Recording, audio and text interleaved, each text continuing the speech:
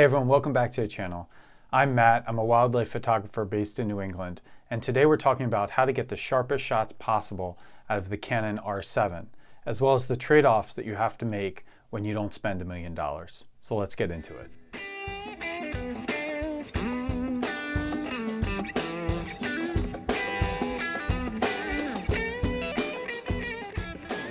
Well, life is about compromises, whether it's about where we choose to live or camera gear.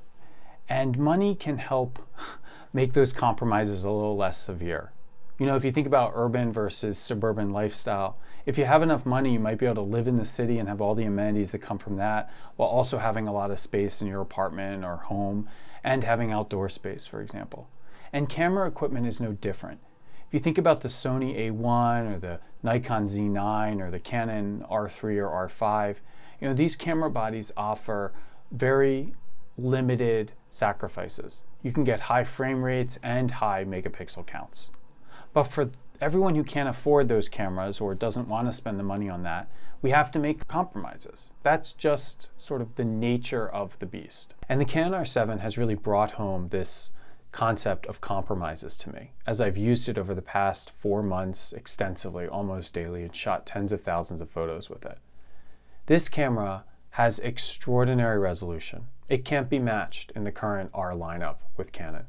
Its 80 megapixel equivalent full frame sensor resolution is extraordinary for cropping in images and for particularly wildlife and bird photography where you're almost always cropping. Its color science is good, it's sound, you're able to get very sharp shots with it. The anti-aliasing filter is unfortunate but not horrible, as is with pretty much all the Canon cameras. And I've been able to get really amazing tack sharp images that I don't think I could get with even the Canon R5. Now, what's the downside? Well, the downside is this camera only costs $1,500 and a lot of compromises have been made. Whether that's because the equipment's expensive to manufacture, whether it's because Canon is artificially restricting this camera, I don't really know. But ultimately, I think most of the issues that I have with this camera come down, when it comes to sharpness, they come down to the use of the shutter, which shutter to use.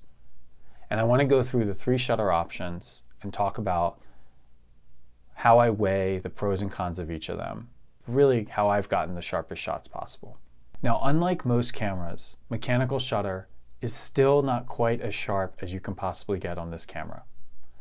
Whether it's shooting mechanical shutter or electronic first curtain shutter, the shutter is so severe physically. Forget about noise for a second. The shutter action itself is so severe that it's moving the sensor just enough that you get a slight blurring to all images. It's very consistent.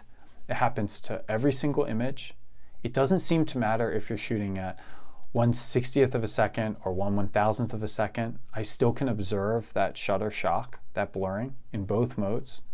And it's very frustrating once you realize that it's there.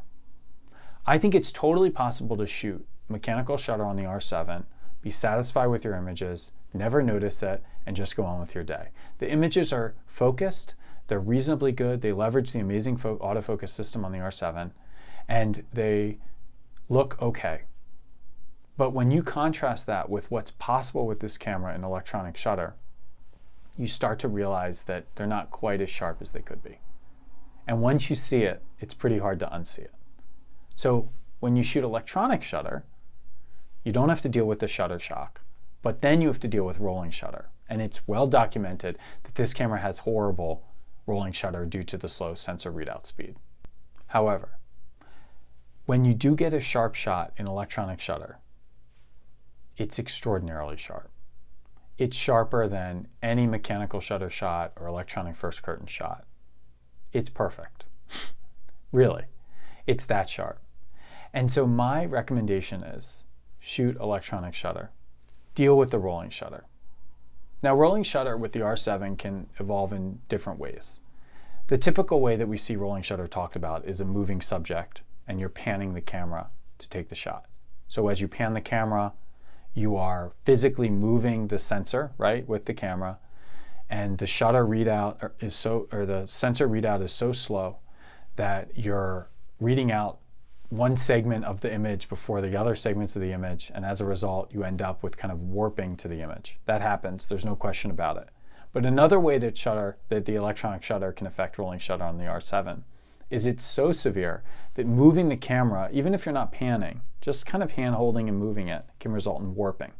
So if you shoot with electronic shutter and you shoot a series of, say, 30 frames with 30 frames per second, you will see warping in the image.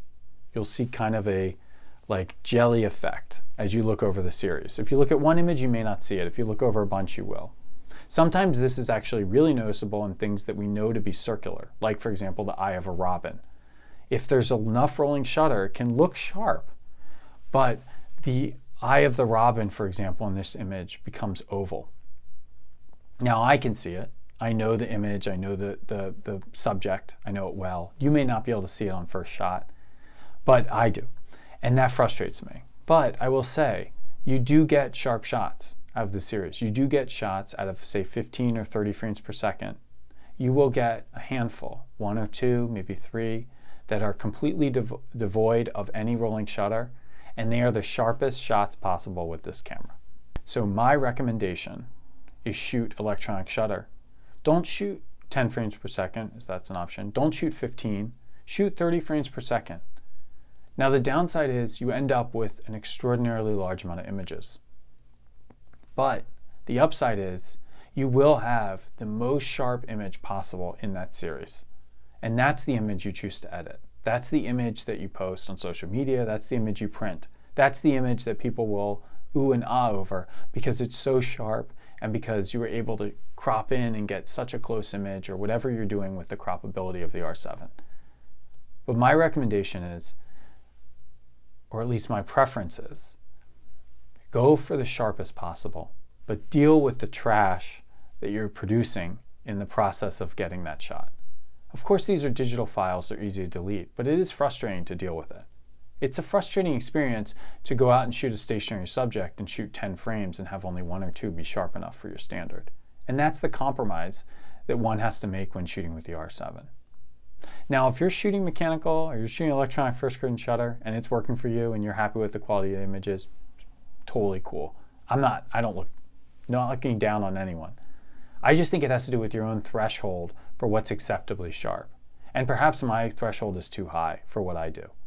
But at the end of the day, I want the sharpest images possible of the camera, and I'm always striving to achieve that.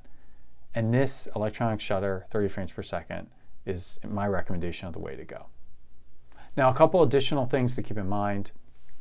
I shoot compressed RAW instead of full RAW because I want a larger buffer when I'm shooting 30 frames per second. I think that's completely fine. I even observed that the DxO Pure RAW software, which is not supposed to be able to process compressed RAW, seems to be able to do it perfectly fine. In addition, bump up that shutter speed a little bit higher than you normally would. The 1 over focal length rule doesn't really work super great for crop sensors. If you're shooting, say, a 100 to 500 millimeter lens and you shoot 1 over 500 or even 1 over 800, factoring the crop factor on that lens, you possibly will get a sharp shot. I think it's definitely possible to get sharp shots as low as, say, 1/60th or 1/100th of a second. However, I would recommend boosting it up a little bit higher. So 1/1600th of a second, 1/2000th of a second, 1/2500th of a second if you can afford it. Those are pretty good. The other thing is keeping the ISO down.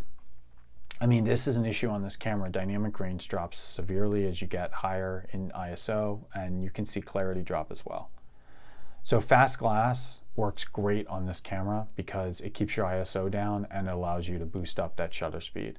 So that's why my preference is the EF 300mm f2.8, because on a crop sensor that's 480 millimeters effective focal length or field of view, and it allows me to shoot at f2.8, which allows a lot of light in. I can keep the ISO down and boost up that shutter speed and get sharp shots. So that's my recommendation. Shoot electronic shutter.